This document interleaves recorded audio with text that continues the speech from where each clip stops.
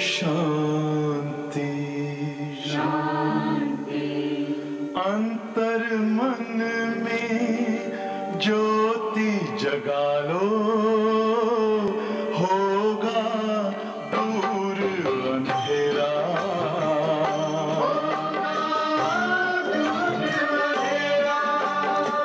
शिव का कर लो ध्यान, आ रहा पावन पुण्य सवेरा।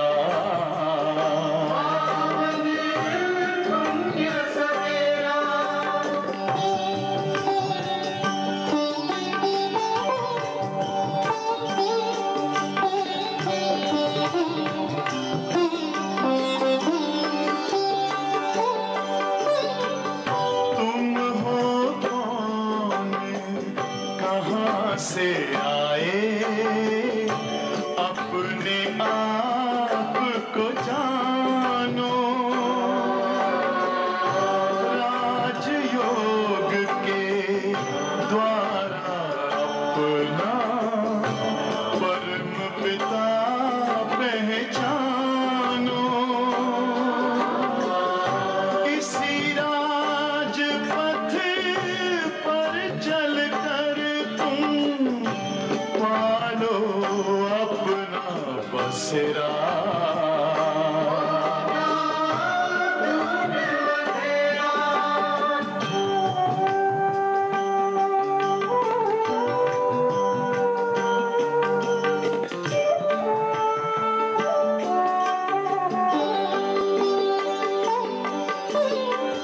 तुम हो आत्मा तन से न्यारे, परमात्मा को प्यारे।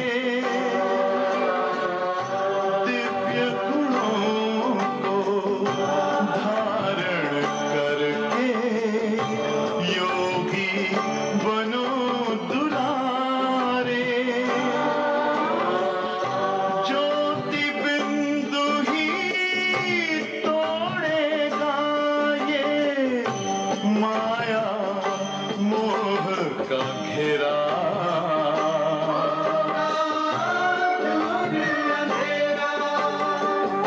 अंतर मन में ज्योति जगा लो, होगा दूर अंधेरा।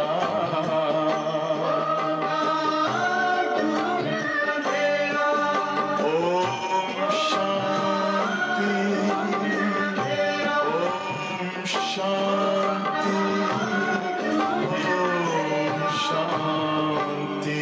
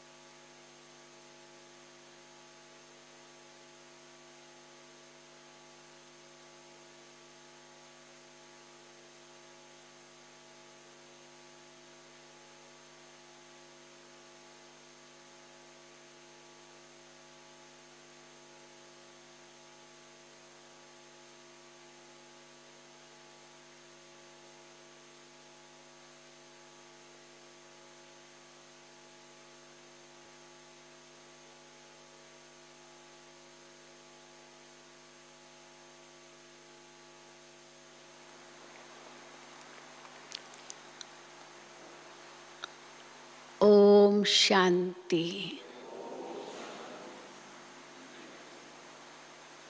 कल हम सभी ने प्यारे अव्यक्त बाप दादा की मुरली सुनी।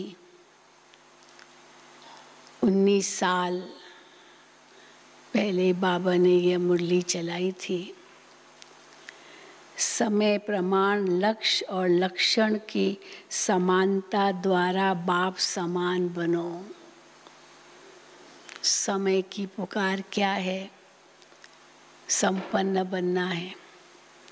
बहुत बड़ा लक्ष्य बाबा ने दिया है। तो उस अनुसार हमारे में कितने लक्षण आए हैं वो हम अपने आप से पूछें, क्योंकि जब तक वो लक्षण नहीं होंगे तब तक लक्ष्य तक भी नहीं पहुंचेंगे। तो संगम पर तो हम ब्राह्मण हैं, फिर फरिश्ता बनना है, घर जाना है, फिर देवता बनना है। इतने लक्ष्य तो है हमारे, और उस अनुसार लक्षण बाबा कहते हैं।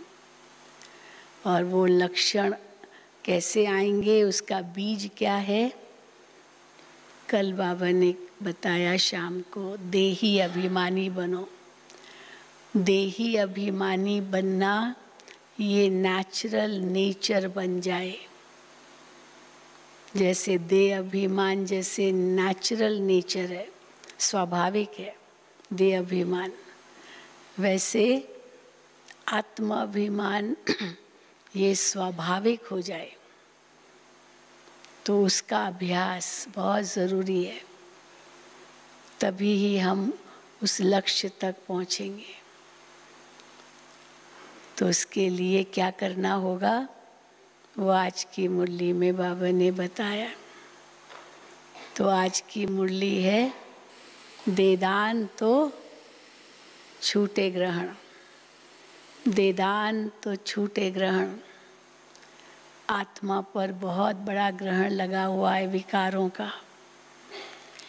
तो देदान, ये विकारों का दान करना बहुत ज़रूरी है, तभी ये माया का ग्रहण छूटेगा। तो आज बाबा ने कितनी बार ये कहा है, क्योंकि हम देवता बन रहे हैं।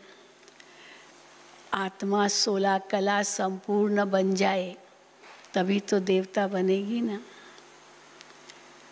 तो उसके लिए पवित्रता बहुत ज़रूरी है। बिना पवित्रता के स्वर्ग की सीट नहीं मिलेगी। इसलिए बाबा हमें कहते हैं, देदान तो छूटे ग्रहण। पवित्रता ही मेन है। तो आज की मुरली में बाबा ने इस पर बहुत जोर दिया है। सुनेंगे बाबा के महावाक्य। आज 11/10/2021 है। मीठे बच्चे, योग अग्नि से पापों को भस्म कर संपूर्ण सतो प्रधान बनना है। कोई भी पाप कर्म नहीं करना है। मीठे बच्चे, योग अग्नि से पापों को भस्म कर संपूर्ण सतो प्रधान बनना है।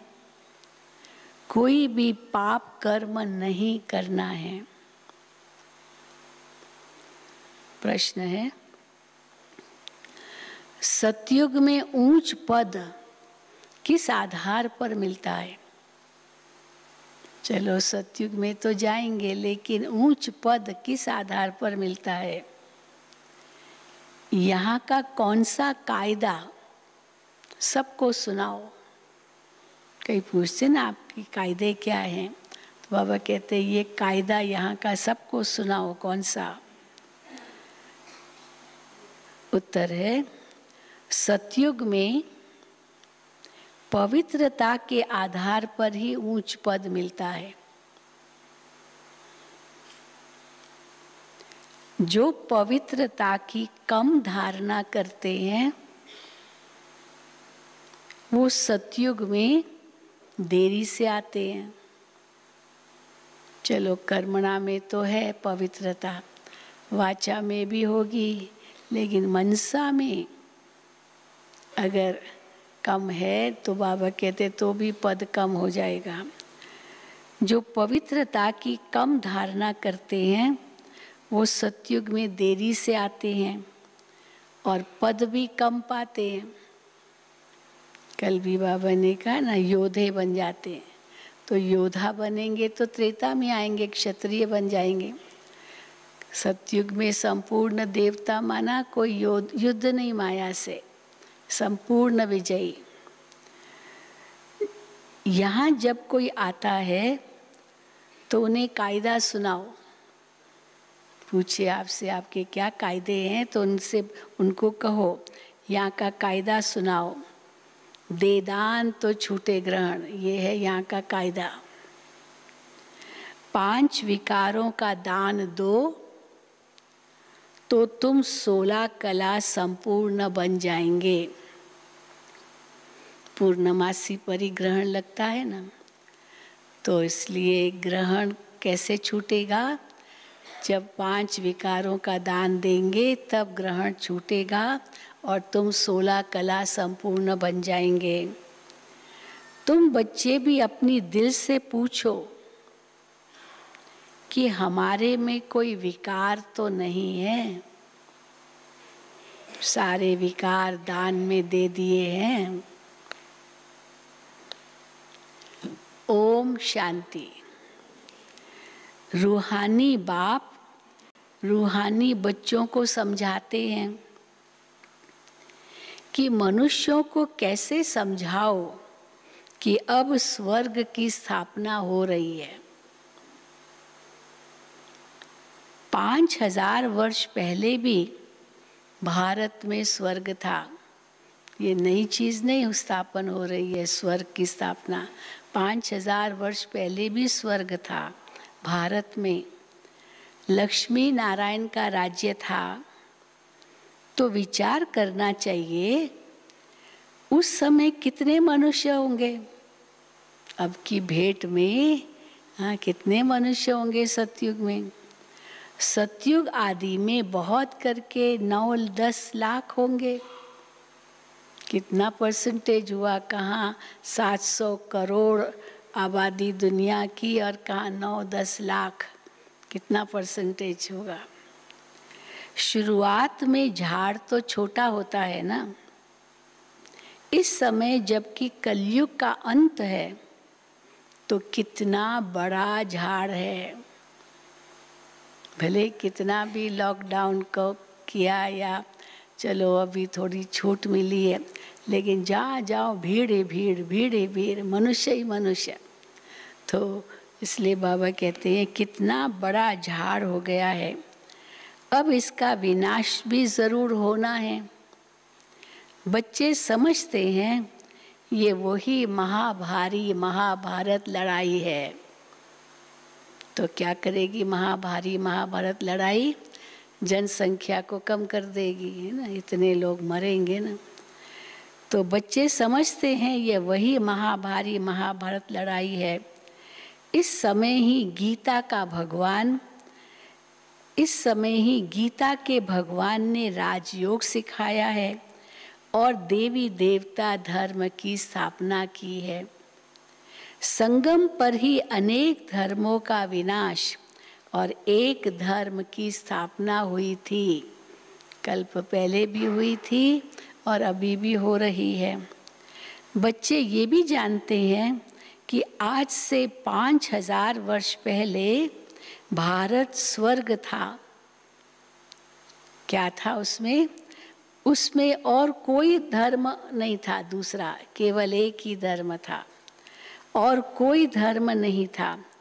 ऐसी नई दुनिया स्थापन करने बाप संगम पर आते हैं।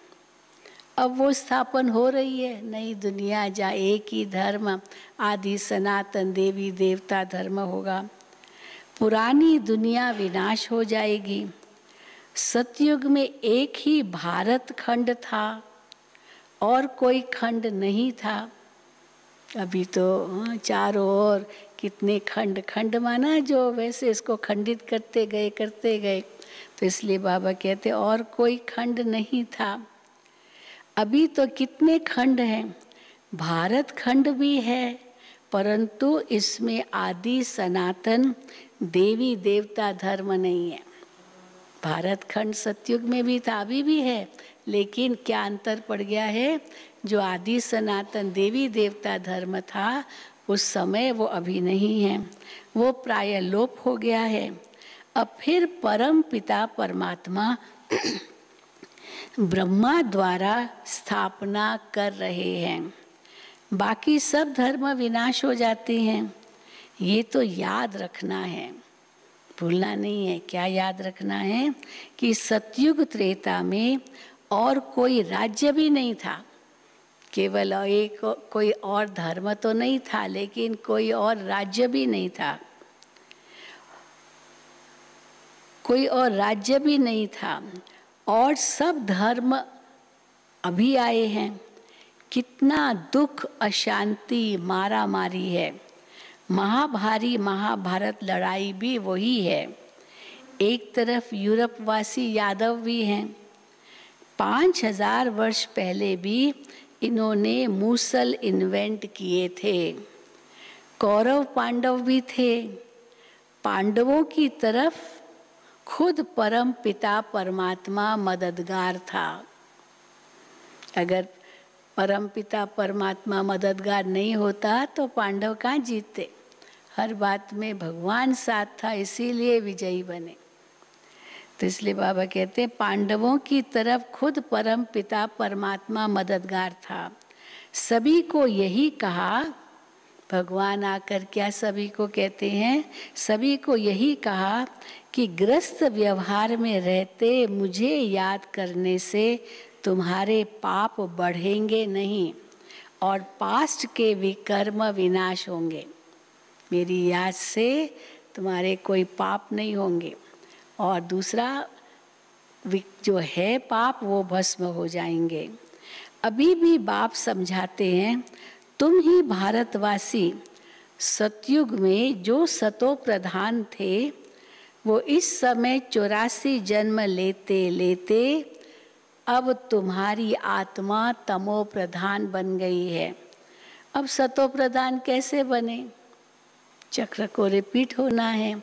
सतो प्रधान थी, तमो प्रधान बनी है, फिर कैसे बने सतो प्रधान? सतो प्रधान तब बनेंगे जब मुझ पतित पावन बाप को याद करेंगे।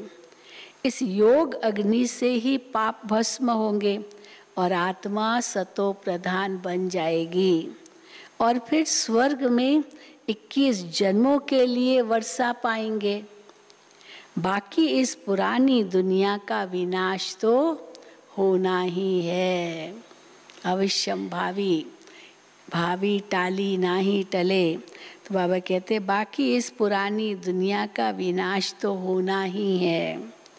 भारत सतयुग में श्रेष्ठाचारी था और सृष्टि के आदि में बहुत थोड़े मनुष्य थे।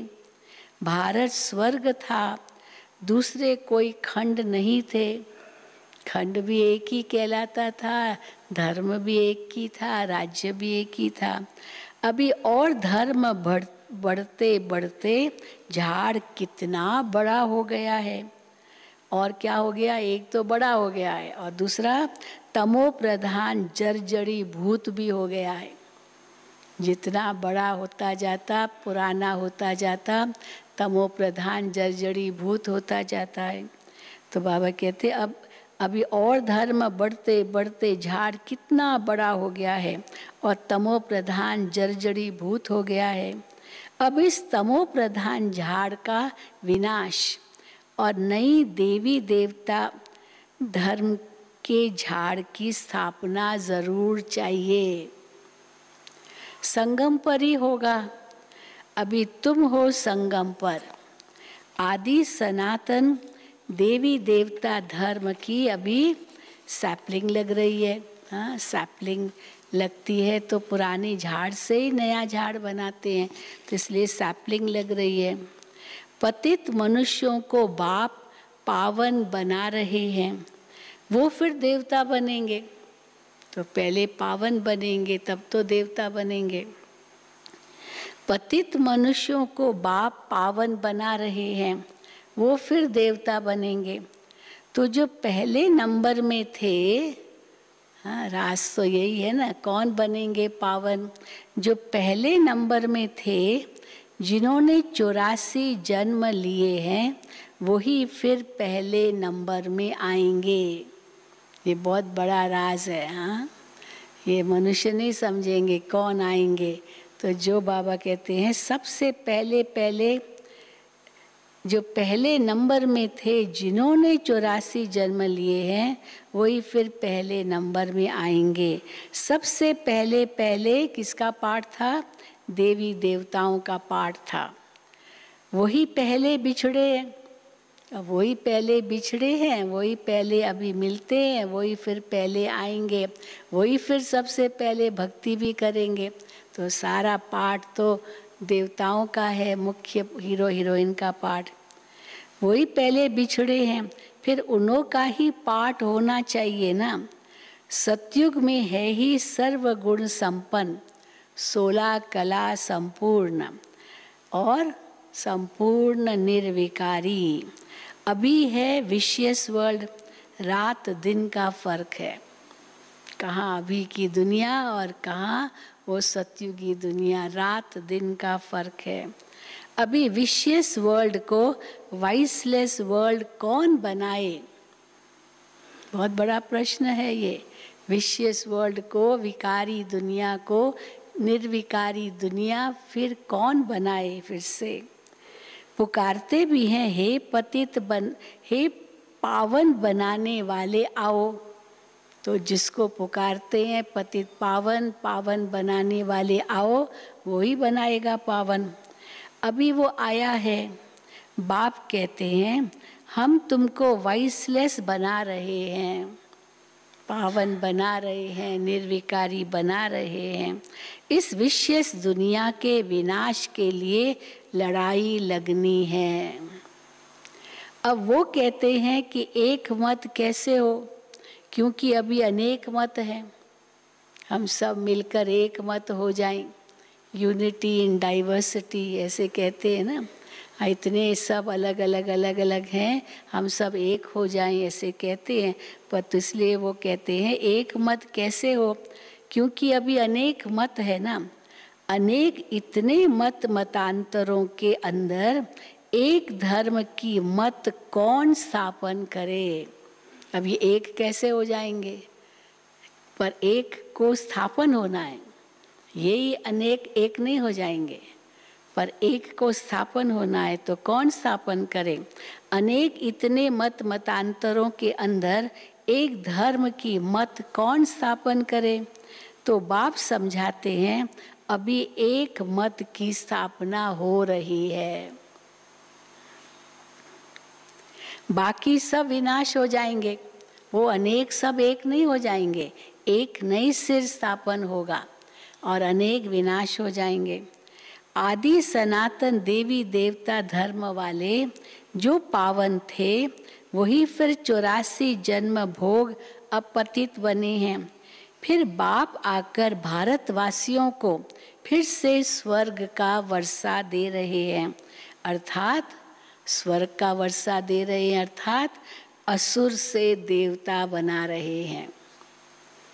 तो लक्ष्य और लक्षण समान चाहिए। देवता बन रहे हैं तो देवताओं के क्या लक्षण होते हैं? बाबा कहते वो भी सदा ध्यान पर रहे, अर्थात असुर से देवता बना रहे हैं। तुम किसको भी समझा सकते हो कि बाप कहते हैं कि मुझे याद करो तो तुम पतित से पावन बन जाएंगे।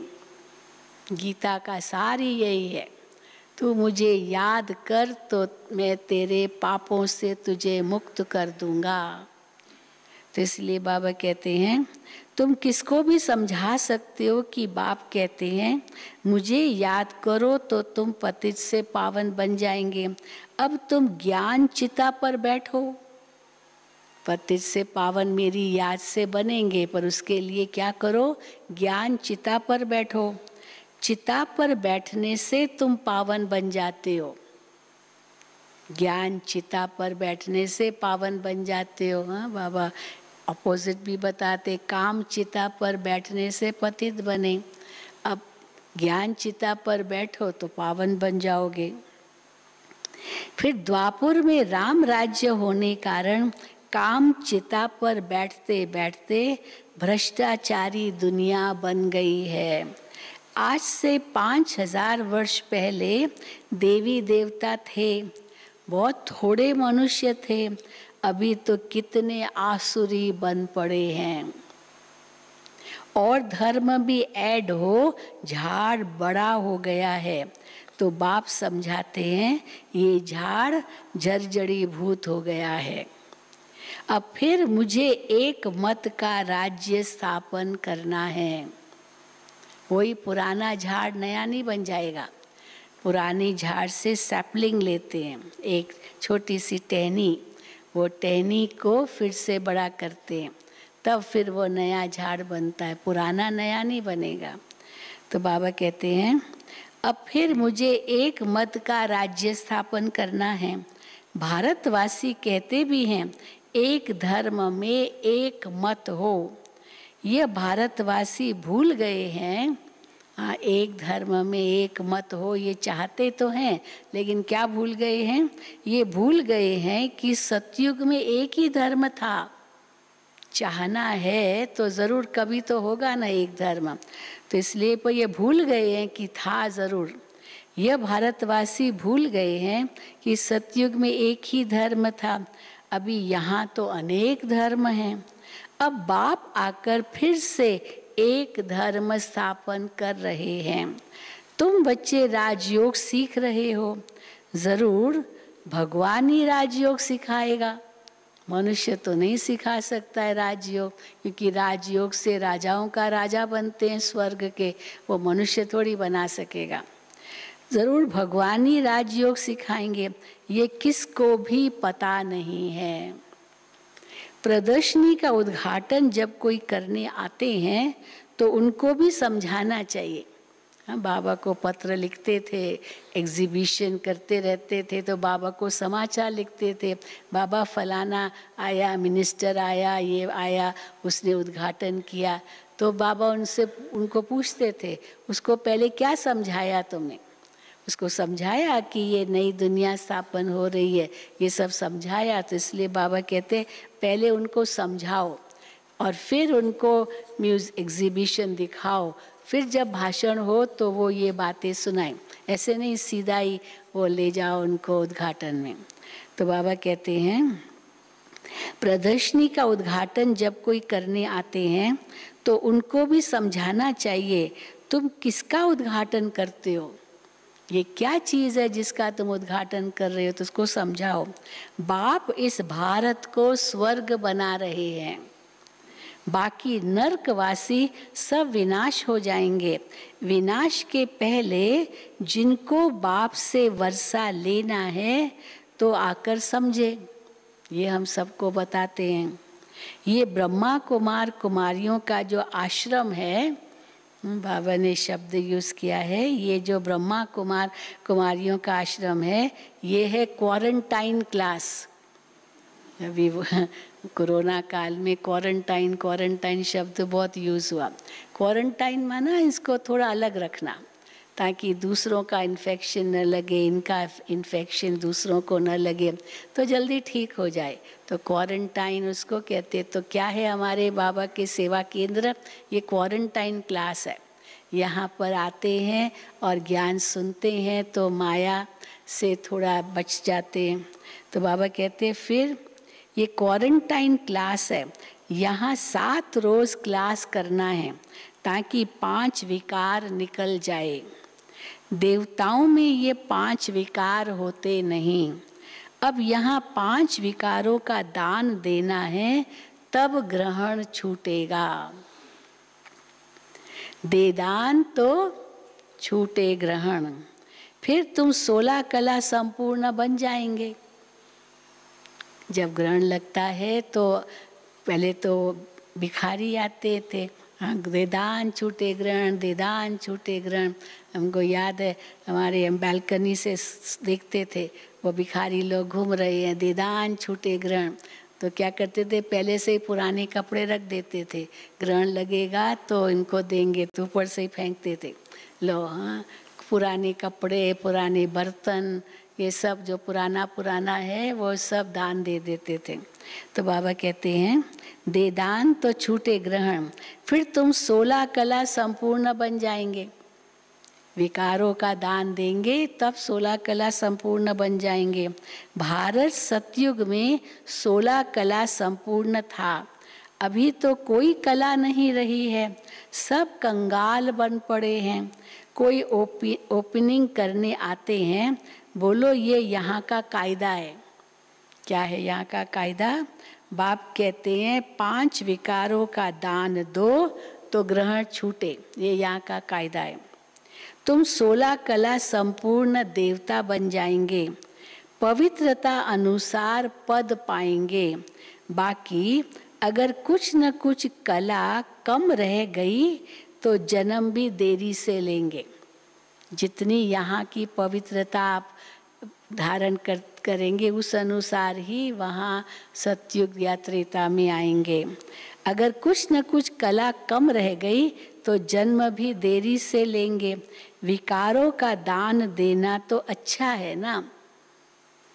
चंद्रमा को ग्रहण लगता है तो आगे ब्राह्मण लोग दान लेते थे, ये भिखारी लोग नहीं आते थे दान लेने के लिए, ब्राह्मण लोगों को दान दिया जाता था। तो ब्राह्मण लोगों को दान देते थे, समझते थे कि ये ग्रहण छूट जाएगा। हाँ, तो ब्राह्मण लोग दान लेते थे। अभी तो ब्राह्मण बड़े आदमी हो गए। बड़े आदमी माना जब वो ब्राह्मण आते हैं तो उनको पुराने कपड़े थोड़ी दे सकते हैं, उनको तो नए कपड़े चाहिए, नया देना पड़ता है, खिलाना भी पड़ता है, बहुत कुछ करते हैं। तो अभी तो ब्राह्मण बड़े आदमी हो गए, लौकिक ब्राह्मणों की बात है। गरीब लोग तो बेचारे भीख मांगते रहते हैं, इसलिए उनको पुराने दे देते हैं, भीख मांगते रहते हैं वैसे भी। तो बेचारे भीख मांगते रहते हैं, पुराने कपड़े आदि भी लेते रहते हैं। वास्तव में ब्राह्मण पुराने कपड़े नहीं लेते, ब्राह्मण पुराने कपड़े नहीं लेते, उन्हों को तो नया दिया जाता है। लौकिक ब्राह्मणों की भी बात है, नए पुराने कपड़े नहीं लेते, नया दिया जाता है। तो अब तुम समझाते हो भारत 16 कला संपूर्ण था, अब आयरन एजेड हो गया है, 5 विकारों का ग्रहण लगा हुआ है। अभी तुम जो 5 विकारों का दान दे, ये अंतिम जन्म पवित्र रहेंगे तो नई दुनिया का मालिक बनेंगे। स्वर्ग में तो बहुत थोड़े थे, पीछे वृद्धि को पाया है, अब तो विनाश भी सामने खड़ा है। वृद्धि होते होते होते पूरा झाड़ तमो प्रधान जर्जरी भूत हो गया है। अब बाबा कहते हैं विनाश सामने खड़ा है। तो बाप कहते हैं 5 विकारों का दान दो तो ग्रहण छूटे। अब तुमको श्रेष्ठाचारी बन स्वर्ग का सूर्यवंशी राज्य लेना है तो भ्रष्टाचार को छोड़ना पड़े। जिस दुनिया से जाना है वहाँ की सब बातें छोड़नी पड़े, तो भ्रष्टाचार को छोड़ना पड़े। 5 विकारों का दान दो, अपनी दिल से पूछो, हर एक अपने दिल से पूछो लक्ष्य अनुसार लक्षण है तो क्या है लक्ष्य, अपने दिल से पूछो। हम सर्वगुण संपन्न 16 कला संपूर्ण संपूर्ण निर्विकारी बने हैं। हाँ, बन रहे हैं या बन गए हैं? बने हैं। नारद का मिसाल है ना, उसने सोचा मैं तो नारायण जैसा बन गया हूँ, मुझे ही वरमाला डालेगी लक्ष्मी। तो बाबा कहते नारद का मिसाल है ना, एक भी विकार होगा तो लक्ष्मी को वर कैसे सकेंगे। कोशिश करते रहो, खाद को आग लगाते रहो, खाद को आग लगाते रहो। सोने से खाद कैसे निकलती है, हमने साउथ अफ्रीका में ये देखा था, वहाँ सोने की खानें हैं, तो वहाँ दिखाया इतना भट्ठा है, एकदम स्ट्रॉन्ग भट्ठा, हाँ इतनी आग बिल्कुल, तो कैसे लोहा, तांबा, चांदी, क्योंकि इनकी मेल्टिंग पॉइंट एक दो से ऊपर है, परंतु सोने की मेल्टिंग पॉइंट पिघलने की जो टेम्परेचर वो सबसे ऊपर है, उसके ऊपर प्लैटिनम है। तो इसीलिए सोना कैसे पिघलाते हैं, खाद वाला सोना, तो कैसे वो पहले लोहा निकला, फिर तांबा निकला, वो मेल्ट होता गया, पिघलता गया, पिघलता गया, फिर चांदी निकली, वो पिघल गई, और सब कोई आपस में मिलते नहीं हैं, अलग अलग अलग अलग होते हैं, और सोना सबसे ऊपर वो दिखाया सारा। तो सोना, फिर वो सच्चा सोना निकालते हैं, फिर उसको कोई ना कोई सांचे में डालते हैं, जिस प्रकार उनको शेप देना है उस सोने का, सच्चे सोने का, वो शेप देते हैं। तो वही बाबा बता रहे हैं, सोना जब गलाते हैं, गलते गलते यदि आग ठंडी हो जाती है, वहाँ बताते हैं कि अगर ये आग ठंडी हो गई तो सोना गलेगा नहीं, तो इसीलिए उसको बहुत तेज करना पड़ता है। और इतनी गरम हवा, गरम होता था, दूर बैठ करके देखा शीशे के अंदर। तो गलते गलते यदि आग ठंडी हो जाती है तो खाद निकलती नहीं है, इसलिए पूरी आग में गलाते हैं। फिर जब देखते हैं कीचड़ा अलग हो गया, हाँ, खाद अलग हो गई, तब कार्व में डालते हैं वो सोना, उसमें से निकाल करके फिर जिस सांचे में जो शेप देना है उस सोने को, वो शेप देते हैं, सांचे में डालते हैं। तो बाबा कहते हैं, जब देखते हैं कीचड़ा अलग हो गया, तब कार्व में डालते हैं वो सांचे में। बाप अब खुद कहते हैं, कोई भी विकार में मत जाओ, तीव्र वेग से पुरुषार्थ करो, पहले तो पवित्रता की प्रतिज्ञा करो। अब कैसे ये खाद निकलेगी, पहले प्रतिज्ञा करो। तो पहले तो पवित्रता की प्रतिज्ञा करो। बाबा आप पावन बनाने आए हो। बाबा से कैसे प्रतिज्ञा करो, बाबा आप पावन बनाने आए हो, हम कभी विकार में नहीं जाएंगे, पहले ये प्रतिज्ञा करो। देही अभिमानी बनना है। बाप हम आत्माओं को समझाते हैं, वो सुप्रीम आत्मा है, तुम जानते हो हम पतित हैं, आत्मा में ही संस्कार रहते हैं। मैं तुम्हारा बाप, तुम आत्माओं से बात करता हूँ। कौन कह रहा है हमें?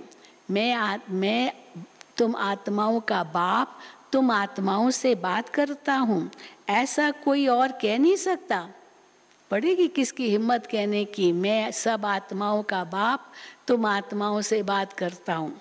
तो बाबा कहते ऐसा कोई और कह नहीं सकता, मैं तुम्हारा बाप परमात्मा हूँ, कोई नहीं कह सकता। मैं आया हूँ पावन बनाने। तुम पहले पहले सतो प्रधान थे, फिर सतो रजो तमो में आए, तमो प्रधान बने हो। इस समय 5 तत्व भी तमो प्रधान है, इसलिए तत्व भी दुख देते हैं। दुख देते हैं ना कितने, जब देखो भूकंप आया, कहीं बाढ़ आ गई, कहाँ क्या हुआ, कुछ ना कुछ होता ही रहता है। तो बाबा कहते हैं कितना दुख देते हैं 5 तत्व भी, हर चीज दुख देती है। यही तत्व जब सतो प्रधान होते हैं तब सुख देते हैं, उसका नाम ही है सुख धाम। ये है दुख धाम। सुख धाम है बेहद के बाप का वर्षा, और दुख धाम है रावण का वर्षा। कई बार बाबा कहते हैं रावण का श्राप, वर्षा क्या देगा, रावण श्राप ही देगा। दुख धाम है रावण का वर्षा। अब जितना श्रीमत पर चलेंगे उतना ऊंच बनेंगे, फिर प्रसिद्ध हो जाएंगे, फिर प्रसिद्ध हो जाएंगे, ऊंच बनेंगे तो प्रसिद्ध हो जाएंगे देवता रूप में। कि कल्प कल्प ये ऐसे ही पुरुषार्थ करने वाला है, यहाँ भी प्रसिद्ध हो जाएंगे। हाँ, जो जैसा करोगे, जैसी स्थिति होगी उसी अनुसार ही प्रसिद्धि होगी। नहीं पुरुषार्थ करेंगे तो उस अनुसार ही लोग कहेंगे, और पुरुषार्थ करेंगे तो उस अनुसार लोग कहेंगे। तो बाबा कहते हैं फिर प्रसिद्ध हो जाएंगे कि कल्प कल्प ये ऐसे ही पुरुषार्थ करने वाला है। ये कल्प कल्प की बाजी है। जो जास्ती पुरुषार्थ कर रहे हैं वो अपना राज्य भाग्य ले रहे हैं। अब नहीं कर रहे हैं तो गंवा रहे हैं, क्या कहेंगे। तो जो जास्ती पुरुषार्थ कर रहे हैं वो अपना राज्य भाग्य ले रहे हैं। ठीक पुरुषार्थ नहीं किया होगा तो 3rd ग्रेड में चला जाएगा। प्रजा में भी पता नहीं क्या जाकर बनेगा। अब 3rd ग्रेड में भी प्रजा, तो प्रजा में भी क्या जाकर बनेगा। लौकिक बाप भी कहते हैं ना, तुम हमारा नाम बदनाम करते हो, निकलो घर से बाहर। अब बड़े बाप का बेटा होगा और वो ड्रग्स में फंस गया, पकड़ा गया, जेल में गया, तो केवल वो बच्चे का ही नाम थोड़ी बर्बाद होता है, उनका थोड़ी नाम खराब होता है, बाप का भी नाम खराब होता है। और बाप खुद कहता है मैंने अपने बच्चे को ठीक नहीं संभाला। उसको भी होता है कि मैं अपने बच्चे को ठीक नहीं पाला, ठीक नहीं समझाया, इसलिए ऐसा नालायक हो गया। तो बाप का भी सिर नीचे हो जाता है। तो बाबा कहते हैं, लौकिक बाप भी कहते तुम हमारा नाम बदनाम करते हो, निकलो घर से बाहर। बेहद का बाप भी कहते हैं तुमको माया का थप्पड़ ऐसा लगेगा, पुरुषार्थ नहीं करोगे तो माया का थप्पड़ ऐसा लगेगा जो सूर्यवंशी चंद्रवंशी में आएंगे ही नहीं आएंगे, सूर्यवंशी चंद्रवंशी में भी नहीं आएंगे, अपने आप को चमाट मार देंगे।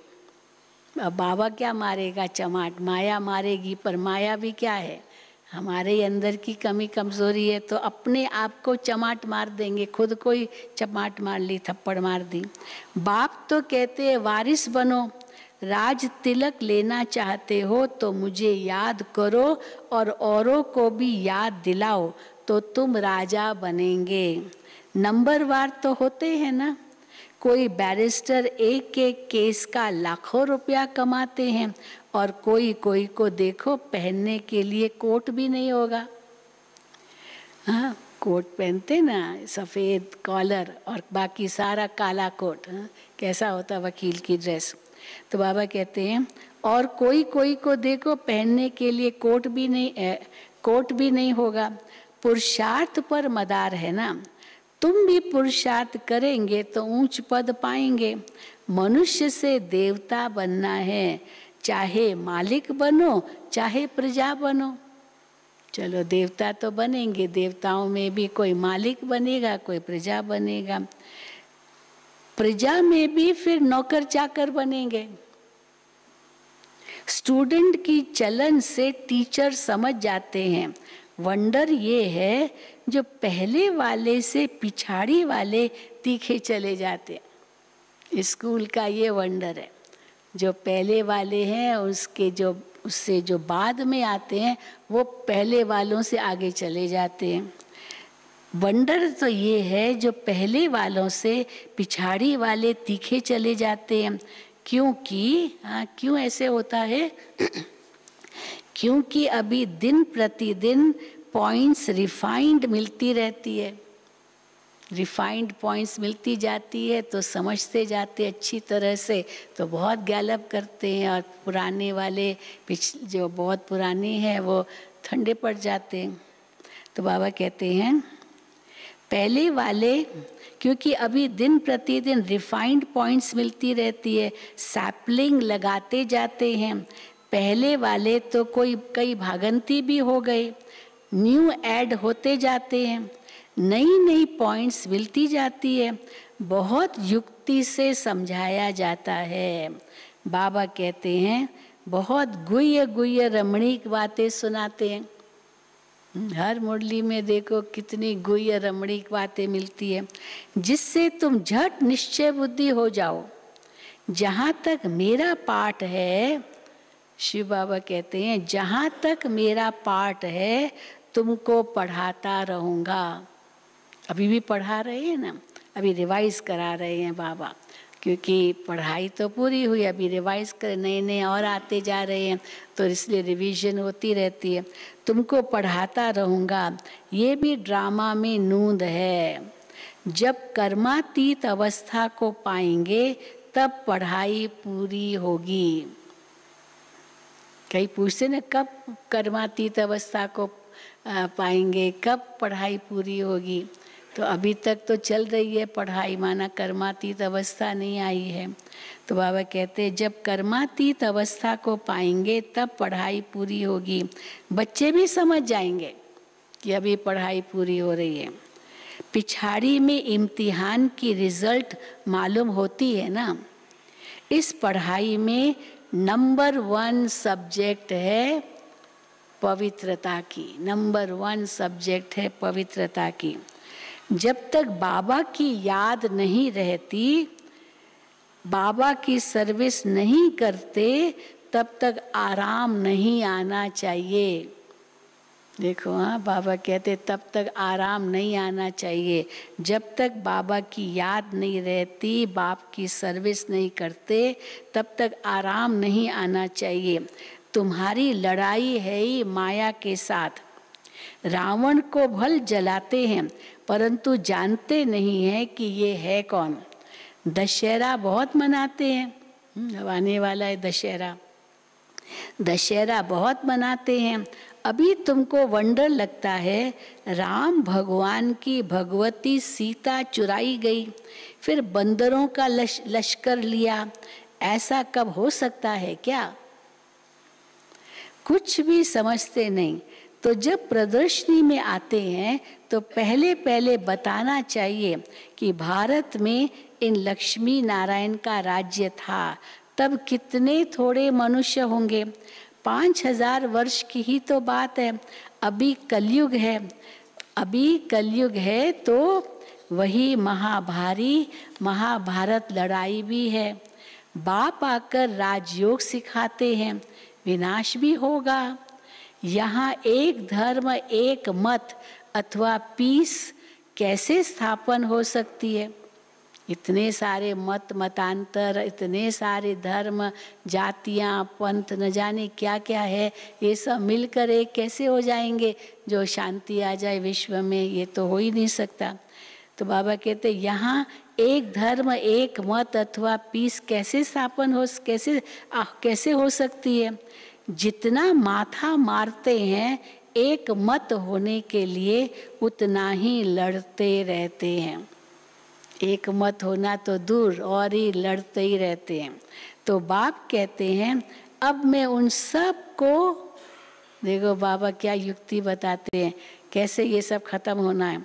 बाबा नहीं लड़ाएंगे उनको, लेकिन बाबा कहते हैं, बाप कहते हैं अब मैं उन सब को आपस में लड़ाए। वो आपस में लड़ेंगे, बाबा नहीं लड़ाएगा, वो आपस में लड़ेंगे। और वो आपस में लड़ाए, माखन तुमको दे देता हूँ। बाबा नहीं कुछ करेगा, बाबा तो माखन देगा, और वो आपस में लड़ेंगे। अब मैं उन सबको आपस में लड़ाए, माखन तुमको दे देता हूँ। तो बाप समझाते हैं जो करेगा सो पाएगा। बाबा तो माखन देने आया है, पर लड़ते रहेंगे तो माखन नहीं मिलेगा। हम भी उस लड़ने वालों में शामिल हो जाएंगे तो माखन थोड़ी मिलेगा। माखन उनको मिलेगा हाँ जो इससे ऊपर होंगे। तो इसलिए बाबा कहते हैं जो करेगा सो पाएगा। कोई कोई बच्चे बाप से भी ऊंच बन सकते हैं। कल भी बाबा ने कहा हाँ, बाप के तो सिर के ताज हो, ताज ऊपर होता है, सिर के भी ऊपर होता है। तो बाप के सिर के ताज भी हो, तो इसलिए बाबा कहते हैं कोई कोई बच्चे बाप से भी ऊंच बन सकते हैं। तुम मेरे से भी साहूकार विश्व का मालिक बनोगे, मैं नहीं बनूंगा। शिव बाबा तो उस विश्व का राजा नहीं बनने वाला है, मैं नहीं बनूंगा। मैं तुम बच्चों की निष्काम सेवा करता हूँ, मैं तो दाता हूँ। अब ये सुनो, बहुत बड़ी बात, हाँ बहुत बड़ी शिक्षा है ये। मैं तो दाता हूँ। ऐसे कोई मत समझे कि हम शिव बाबा को 5 रुपया देते हैं। कई कहते हैं ना हमने तो यज्ञ में बहुत दिया है, इतना नशा दिखाते हमने तो बहुत दिया है, और खाया कितना है वो कभी सोचा? खाली दिया है वो सोचते हैं। तो बाबा कहते हैं तो कोई समझते हम शिव बाबा को 5 रुपया देते हैं, परंतु शिव बाबा से 5 पदम स्वर्ग में लेते हैं। कितना लेते हो और 5 रुपया दिया, उसी का ही बखान करते हो कि हमने दिया। तो बाबा कहते हैं परंतु शिव बाबा से 5 पदम स्वर्ग में लेते हो तो क्या ये देना हुआ? अगर समझते हैं कि हम देते हैं, अंडरलाइन, अगर कोई समझता है मैं यज्ञ में देता हूँ, ये हम देते हैं, ये तो जैसे शिव बाबा की बड़ी इंसल्ट करते हैं। हम शिव बाबा को देते हैं, हम यज्ञ में देते हैं, ये शिव बाबा की इंसल्ट करते हैं। क्यों इंसल्ट है ये? शिव बाबा एक तो लेता ही नहीं है, हाँ, न वो खाता है न उसको कुछ चाहिए, परंतु इंसल्ट क्यों है? वो इतना देता है और उसकी भेंट में हम क्या देते हैं जो हम समझते हम देते हैं। तो इसलिए बाबा कहते हैं बाबा ये तो शिव बाबा की बड़ी इंसल्ट करते हैं। बाप तुमको कितना ऊंच बनाते हैं, तुम 5 रुपया शिव बाबा के खजाने में देते हो, बाबा तुमको 5 करोड़ देते हैं, कौड़ी से हीरे जैसा बना देते हैं। तो ऐसा कभी संशय नहीं लाना कि हमने शिव बाबा को दिया। होंगे ना कई जो ऐसे समझते होंगे कि हमने तो बहुत दिया यज्ञ में, हमने तो बहुत दिया, ये कभी सोचना भी नहीं। जितना सोचेंगे ना उतना भाग्य हमारा कम होता जाएगा। ऐसा कब संशय नहीं लाना कि हमने शिव बाबा को दिया। ये कितना, बाबा तो कितना भोलानाथ है, वो कभी ख्याल भी नहीं आना चाहिए हम बाबा को देते हैं। नहीं, शिव बाबा से हम 21 जन्मों के लिए वर्षा लेते हैं, शुद्ध विचार से नहीं दिया।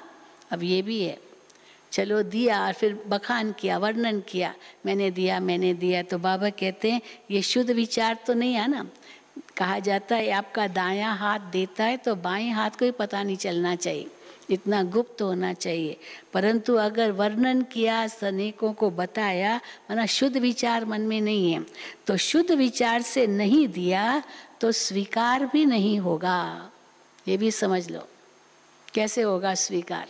वो स्वीकार कैसे होगा? तो सब बातों की समझ बुद्धि में रखनी चाहिए। ईश्वर अर्थ दान करते हैं, अब वो कोई भूखा है क्या? भिखारी है क्या शिव बाबा जो आप उनको दान करते हो? ईश्वर अर्थ दान करते हैं, वो कोई भूखा है क्या? नहीं, समझते हैं हमको दूसरे जन्म मिलेगा, इसीलिए दान करते हैं ना। और दान करते गरीबों को, समझते हैं भगवान हमको देगा, गरीब तो कुछ नहीं देंगे। तो बाबा कहते हैं शिव बाबा से हम 21 जन्मों का हाँ, सब बातों को समझ बुद्धि में, सब बातों की समझ बुद्धि में रखनी चाहिए। ईश्वर अर्थ दान करते हैं, वो कोई भूखा है क्या? नहीं, समझते हैं हमको दूसरे जन्म में मिलेगा। अभी तुमको बाप कर्म अकर्म विकर्म की गति बैठ समझाते हैं।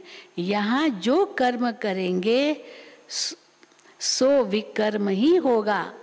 कलयुगी दुनिया में जो कर्म करते वो विकर्म ही होगा, क्योंकि रावण राज्य है। सतयुग में कर्म अकर्म हो जाता है। हम तुमको अभी उस दुनिया में ट्रांसफर करते हैं जहाँ तुमसे कोई विकर्म नहीं होगा। बहुत बच्चे हो जाएंगे, फिर तुम्हारे पैसे भी क्या करेंगे? जब आवश्यकता थी, जिन्होंने दिया उस समय, आवश्यकता के समय, उनका तो बहुत ऊंचा भाग्य बन गया। इसलिए अब जब बहुत बच्चे हो जाएंगे तो बहुत देते हैं, बहुत देंगे बच्चे, तो फिर तुम्हारा पैसा भी क्या करेंगे? फिर बाबा कहेंगे चाहिए ही नहीं, बाबा लेंगे भी नहीं। फिर तुम्हारे पैसे क्या करेंगे? बाबा कोई कच्चा सराफ नहीं है, मट्टा सट्टा करते ना, कोई कच्चा नहीं है सराफ बाबा, जो लेवे और काम में ना आए, फिर भर कर देना पड़े। मैं पक्का सराफ हूँ, कह देंगे ज़रूरत नहीं, सीधा कह देंगे ज़रूरत नहीं। अभी भी कई कहते हैं हमारी ज़मीन ले लो, हमारा ये ले लो। हाँ, मधुबन से डायरेक्शन जाता, नहीं लेना है, नहीं लेना है, नहीं लेना है, ज़मीन नहीं लेनी है, ज़रूरत नहीं है अभी। और कई झंझट होते हैं, तो इसलिए बाबा कहते चाहिए ही नहीं। तो बाबा कहते हैं मैं पक्का सराफ हूँ, कह देंगे ज़रूरत नहीं। अच्छा, मीठे मीठे सिक्की लदे बच्चों प्रति माता पिता बाप दादा का याद प्यार और गुड मॉर्निंग। रूहानी बाप की रूहानी बच्चों को नमस्ते। हम रूहानी बच्चों की रूहानी बाप दादा को याद प्यार गुड मॉर्निंग और नमस्ते। धारणा के लिए मुख्य सार पहला, तीव्र वेग से पुरुषार्थ कर।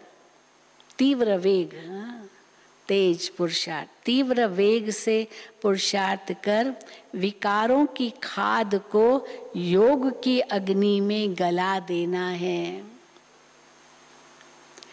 पवित्रता की पूरी प्रतिज्ञा करनी है। दूसरा, कर्म अकर्म विकर्म की गति को बुद्धि में रखकर अपना सब कुछ नई दुनिया के लिए ट्रांसफर कर देना है। वरदान, अपने बुद्धि रूपी नेत्र को क्लियर और केयरफुल रखने वाले मास्टर नॉलेजफुल पावरफुल भव। अपने बुद्धि रूपी नेत्र को क्लियर और केयरफुल रखने वाले मास्टर नॉलेजफुल पावरफुल भव।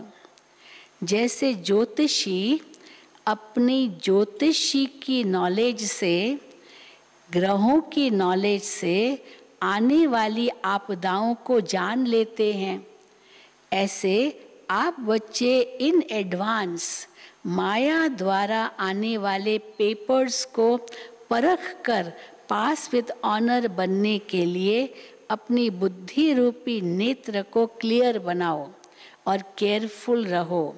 दिन प्रतिदिन याद की व साइलेंस की शक्ति को बढ़ाओ तो पहले से ही मालूम पड़ेगा कि आज कुछ होने वाला है। मास्टर नॉलेजफुल पावरफुल बनो तो कभी हार नहीं हो सकती। स्लोगन, पवित्रता ही नवीनता है और यही ज्ञान का फाउंडेशन है। वेदांत तो छूटे ग्रहण, तो पवित्रता ही नवीनता है। अभी तक किसी ने ऐसे नहीं बताया। पवित्रता ही नवीनता है और यही ज्ञान का फाउंडेशन है। यही बाबा कहते हैं तुम्हारा कायदा है यहाँ का। अच्छा, ओम शांति, ओम शांति, ओम शांति।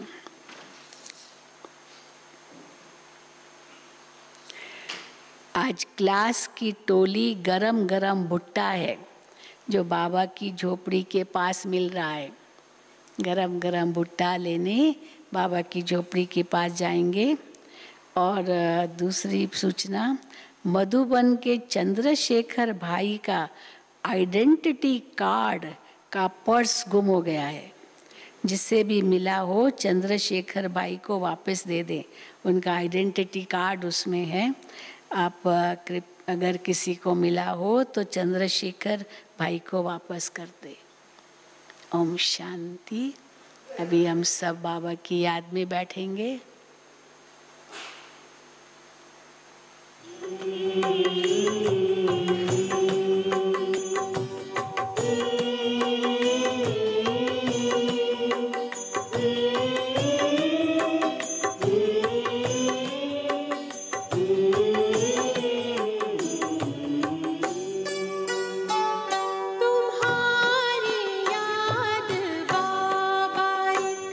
अनोखी शक्ति भरती है तुम्हारे